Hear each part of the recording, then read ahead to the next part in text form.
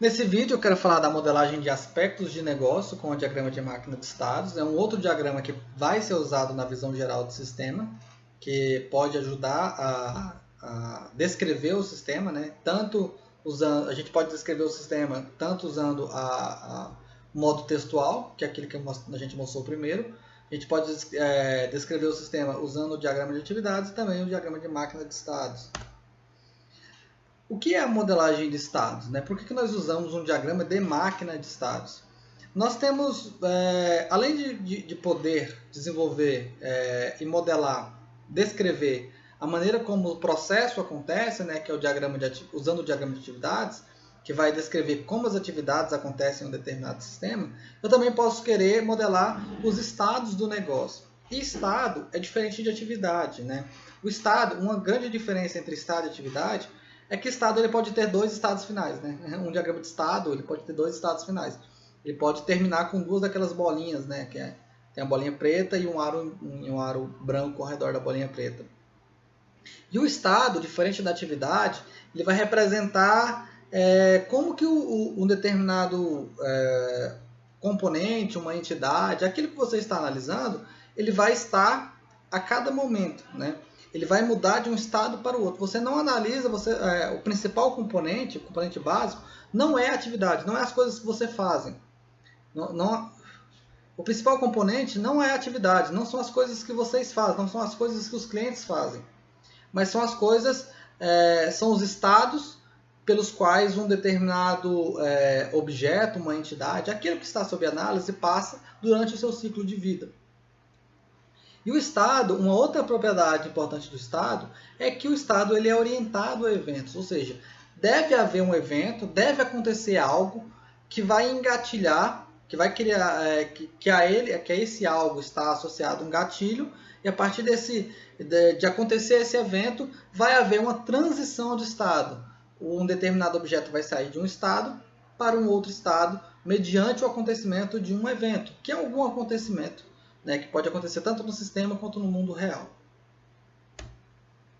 Então, nesse slide aqui, eu trago uma representação de um diagrama de máquina de estados. Né? Da mesma forma que no diagrama de atividades, a principal símbolo aqui é esse retângulo com as bordas arredondadas, só que ao invés dele representar uma atividade, ele vai representar um estado. O evento que faz a mudança, a transição do estado, é esse evento que está escrito aqui nos fluxos, né? nas setas, nos conectores aqui que levam de um estado para outro estado.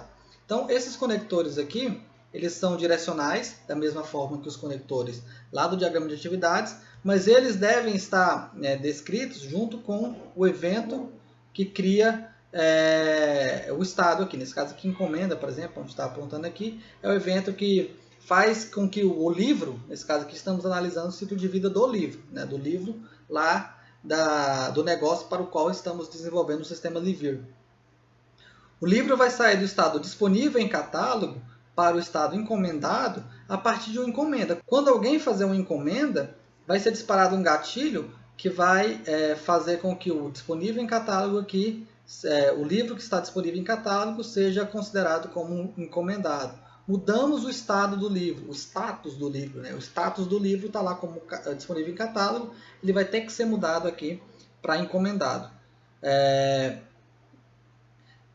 Entre um estado e outro, pode haver a consequência da transição. Durante a transição de um estado para o outro, pode ser que a mudança desse estado ele vá gerar uma ação específica. E essa ação específica ela é descrita como consequência da transição. Por exemplo, aqui, ó, no estado devolvido, nós temos aqui um livro que está no estado devolvido. Vai haver uma transição do estado devolvido para o estado em estoque a partir do evento cancelamento de venda. Ou seja, um cliente cancela a venda. Né? E esse cliente, ao cancelar a venda, o livro vai sair do status devolvido para o status em estoque, mas ao acontecer essa transição do devolvido para o status em estoque aqui, vai ser executada também a atividade realizar estorno. O que é importante notar é que a notação aqui dessa atividade ela começa com uma barra invertida aqui. Essa barra aqui ela ela faz parte da notação. Então, todas as vezes que você quiser escrever, né, uma ação que vai acontecer mediante uma transação, você tem que colocar essa barra aí, antes do nome da ação. Uma outra coisa importante a mostrar para vocês, aqui uma notação importante, são essas condições de guarda, né? Assim como lá no diagrama de atividades, as condições de guarda, elas são determinadas pelos colchetes aqui, né? Abre e fecha colchetes. A condição de guarda para essa transição do estado devolvido para o estado em estoque é se o fato de o livro estar ok ou não. Se o livro estiver ok, vai acontecer o cancelamento de venda. Então, o cancelamento da venda ele só vai acontecer se essa condição de guarda aqui for satisfeita, ou seja, se o livro realmente estiver ok. Então, para o livro sair do estado devolvido para o estado em estoque, obrigatoriamente o livro tem que estar ok. É para isso que serve a condição de guarda. Você estabelece parâmetros, estabelece regras pelas quais uma determinada entidade, sob análise, ela deve satisfazer para que alguma coisa aconteça. No caso aqui do diagrama de máquina de estados, para que uma transição de estado aconteça.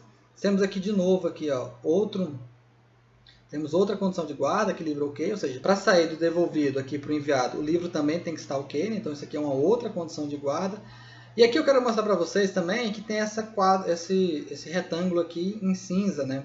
Esse retângulo em cinza, perceba que ele é um retângulo assim como os outros retângulos aqui de bordas arredondadas, porque eles significam a mesma coisa. Só que esse retângulo aqui, ele é como se fosse um estado maior, né? Por isso que a gente chama ele de superestado.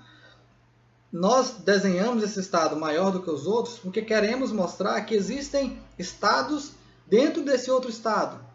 Aqui nós chamamos de subestados, né? Cada um desses estados que estão dentro desse estado maior aqui são subestados. Esse estado aqui ele tem um nome também, né? Ele é o estado no depósito. Então aqui, o livro quando ele entra nesse fluxo aqui, quando ele entra nesse retângulo cinza aqui, significa que o livro vai estar no estado no depósito.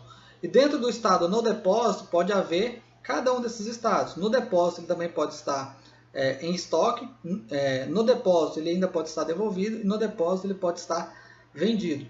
Perceba que eu posso partir desse superestado aqui para o final, ou seja, depois de no depósito ele vai para o descarte, né? Então eu posso derivar aqui uma seta de fluxo direto desse estado, assim como eu derivo desses outros estados aqui, né? Eu parto o fluxo aqui de cada um desses estados, eu também posso partir um fluxo do superestado e chegar ou no final, ou em outro estado, ou em outro superestado. A chegada, ela poderia também chegar aqui, a seta terminar aqui, né? Ao invés de chegar aqui num dos estados que estão dentro do superestado, só que aí eu teria que colocar uma bolinha preta, né? Mostrando qual que é o estado que começa. Ou ao invés de colocar uma bolinha preta, eu posso partir a seta de um estado que está fora do superestado, direto para um subestado que está dentro do superestado. Aí, nesse caso eu não vou precisar da bolinha preta. Então eu já mostro aqui que o estado em estoque é o estado inicial no qual o livro se encontra quando ele entra nesse superestado aqui. E nesse último diagrama eu quero mostrar para vocês uma outra forma de modelar, que é modelando com estados paralelos. Pode haver uma situação em que, paralelamente, o livro, nesse caso, que é o objeto sob análise, ele vai estar em dois estados de maneira paralela. Para modelar isso, eu vou precisar desenhar um superestado, como eu já disse no slide anterior, é esse retângulo aqui, grande, com as bordas arredondadas. Perceba que dentro desse superestado eu posso ter outros superestados, né? Tem um superestado aqui e outro superestado aqui. E cada um desses superestados aqui, eles acontecem ao mesmo tempo, ou seja, de maneira paralela. Eu consigo perceber isso por essa linha pontilhada que divide esse superestado aqui, ó, né? Essa parte em cinza que é a parte do superestado demonstrada aqui. Estou criando um paralelismo aqui, né? E cada uma dessas partes aqui são as regiões concorrentes. Elas ocorrem concorrentemente. Esse fluxo aqui que começa no encomendado e termina no enviado, ele acontece ao mesmo tempo que esse fluxo aqui que começa no preço normal e termina no em oferta aqui. Da mesma forma que lá no diagrama de atividades eu demonstro um paralelismo colocando essa barra em preto aqui, né? E terminando essa barra em preto aqui, fechando ela, né? Criando aqui um fork e fechando aqui com um join. Né? Então eu crio o paralelismo usando o fork e o join aqui. Eu fecho aqui e fecho aqui. E aí eu tenho dois estados, eu tenho dois finalizações do diagrama aqui